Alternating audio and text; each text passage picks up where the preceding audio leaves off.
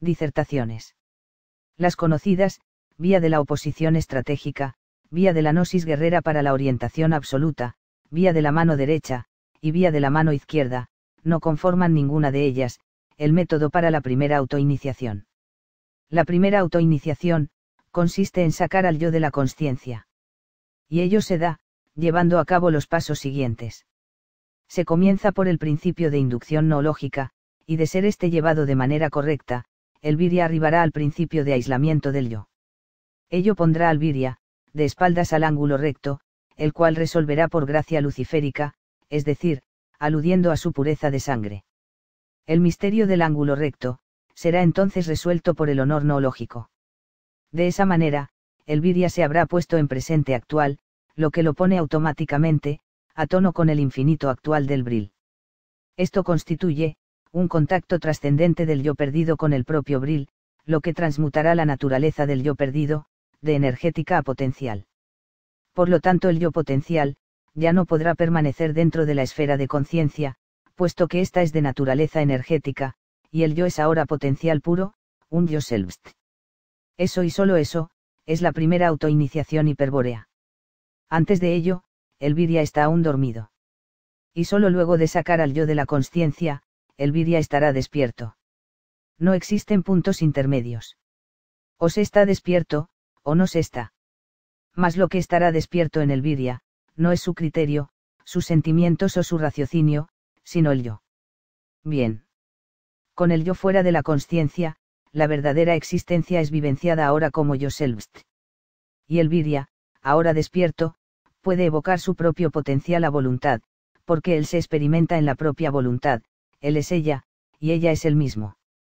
Solo eso es la verdadera gnosis. Facultad de experimentación potencial, por voluntad autorreferente. Y para realizarla, el virya comienza siempre por el mismo camino, que lo llevó a la primera autoiniciación. Para realizar el acto gnóstico, se habrá de comenzar siempre por el principio de inducción noológica.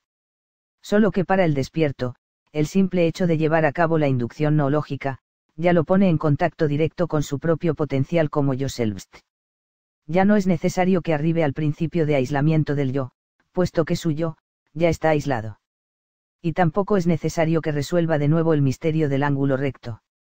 Puesto que el contacto con el Bril es el propio yo selbst. La gracia luciférica ya no es para el virya una opción, sino su propia personalidad. Porque el honor noológico, es ahora permanente. Por lo tanto, su personalidad está regida por la ética noológica. Luego de tal aclaración, podemos deducir, que el virya perdido, no puede llevar a cabo el acto gnóstico. Puede, por instantes, orientarse y escuchar el llamado del espíritu, mas ello no lo puede hacer a voluntad. Tal contacto es esporádico, puede ocurrir leyendo los textos gnósticos, o por pureza de sangre, pero nunca a voluntad. En otras palabras, la gnosis en el virya perdido, es esporádica e incontrolable. Y puede pasar una vida leyendo los textos gnósticos, pero ello jamás habrá de sacar al yo de su consciencia. Los textos pueden efectivamente, ayudar a evocar el espíritu, hasta lograr cierta orientación. Pero esta no podrá ser sostenida por el virya dormido, porque no tiene el control de su voluntad. Puede una mirada gnóstica orientarse, y mostrar al virya el contacto trascendente, pero esa mirada volverá a extraviarse de nuevo. Es decir, puede haber pureza de sangre suficiente, como para que el virya dormido, realice el contacto trascendente, pero al no poder mantener esa mirada gnóstica orientada, la pureza alcanzada se perderá de nuevo. Bien. Retomando lo dicho al principio, podemos ver, que la vía de la gnosis guerrera, no puede ser llevada a cabo por el virya dormido. Pues la propia vía señala, que se debe llevar a cabo el acto gnóstico, hasta conseguir una orientación absoluta. Donde tal orientación, es análoga a una total pureza de sangre. Y tal cosa, es imposible de realizar, si no se cuenta con el control total que brinda el yo selbst. En pocas palabras, para llevar a cabo una orientación absoluta, es necesario el control absoluto. Es por eso que la vía de la gnosis guerrera, no es una vía para la primera autoiniciación, sino para la segunda. Pues la purificación de la sangre, por medio de la gnosis, concentrada como yo selbst, es el acto que el despierto lleva a cabo, como su segunda autoiniciación. Lo mismo ocurre con la vía de la oposición estratégica. Los textos gnósticos nos dicen que tal vía consiste en el empleo de una técnica arquemónica y de un lápiz opositionis fuera del cerco. Es sobre el lápiz opositionis que el virya habrá de proyectar la hostilidad esencial para generar un cerco infinito. Bien.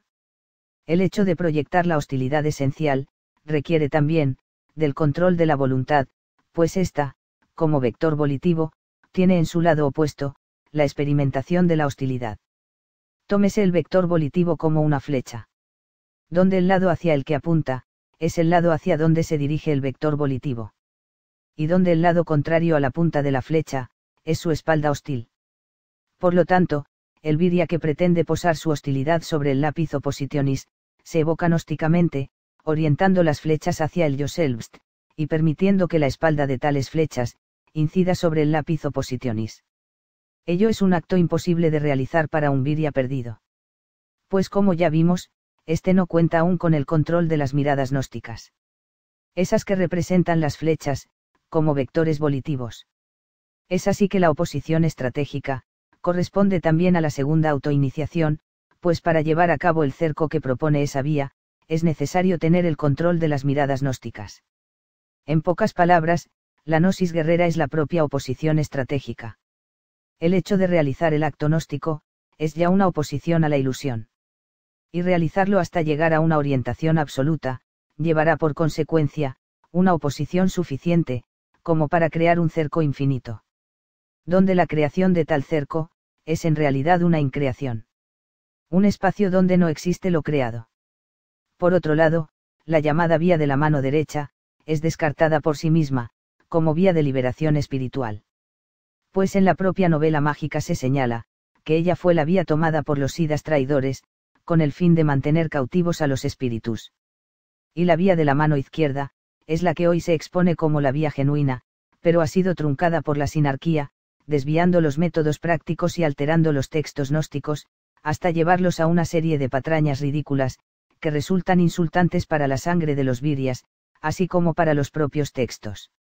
En el libro llamado Historia secreta de la Tulegesellschaft, se hace mención de otra vía de liberación. Esa que consiste, en que el aspirante, debe llamar a gritos a su superior, pidiéndole ser rescatado.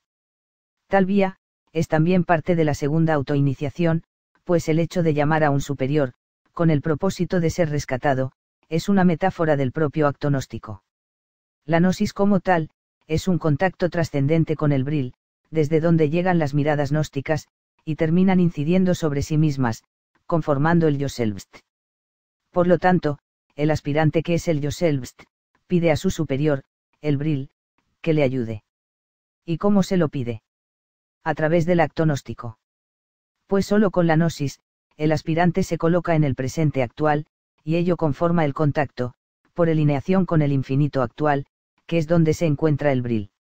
Ante esto, el superior manda miradas gnósticas, con la finalidad de orientar suficientemente al aspirante, como para que éste se vuelva como el superior, es decir, que el yo selbst alcance por orientación de miradas gnósticas, la condición de ser el señor de sí mismo, al grado en que ya no se encuentre más en el mundo de ilusión, en el abismo. Es así, que la sinarquía pretende desorientar a los viryas dormidos. Exhibiendo el método de la segunda autoiniciación, como el modo de llevar a cabo la primera. Y no conforme con ello, lo ha fragmentado. Presentando dos de esos fragmentos en los fundamentos, y uno en el libro de la historia secreta de la Tulegesellschaft. Además de dar a entender, vagamente, que la vía de la mano derecha, podría ser una posible vía de liberación para el espíritu. Esto último se puede ver en la novela mágica, donde se menciona, que los kulikas llevan a cabo un ritual, llamado de los 5 desafíos de las cosas prohibidas. Donde tales cosas, son los ingredientes de un brebaje. Rito en el que se dice, pueden alcanzar la liberación espiritual, y que requiere de la participación física de la mujer. Ello no es otra cosa que un ritual de magia negra, al que se pretende hacer pasar como vía de liberación, y donde hipócritamente, se equipara al brebaje kulika, con el hidromiel hiperbóreo. Viryas. En el camino hiperbóreo solo existen 3 autoiniciaciones. Sacar al yo de la consciencia. Purificar la sangre por gnosis. Y llevar tal acto gnóstico, hasta el punto en que el yo ya no sea más una manifestación del espíritu, hasta el punto en que el espíritu se oriente totalmente hacia el origen. Pero esas tres autoiniciaciones, solo tienen una sola vía, un solo camino, solo hay un modo de liberar al espíritu. El sendero hiperbóreo solo es uno, y no es negociable, no tiene atajos ni perspectivas. Este no debe ser llevado por el sujeto. Comienza siempre por el principio de inducción no lógica y solo tiene una finalidad. La libertad del espíritu. Honor, et immortalis.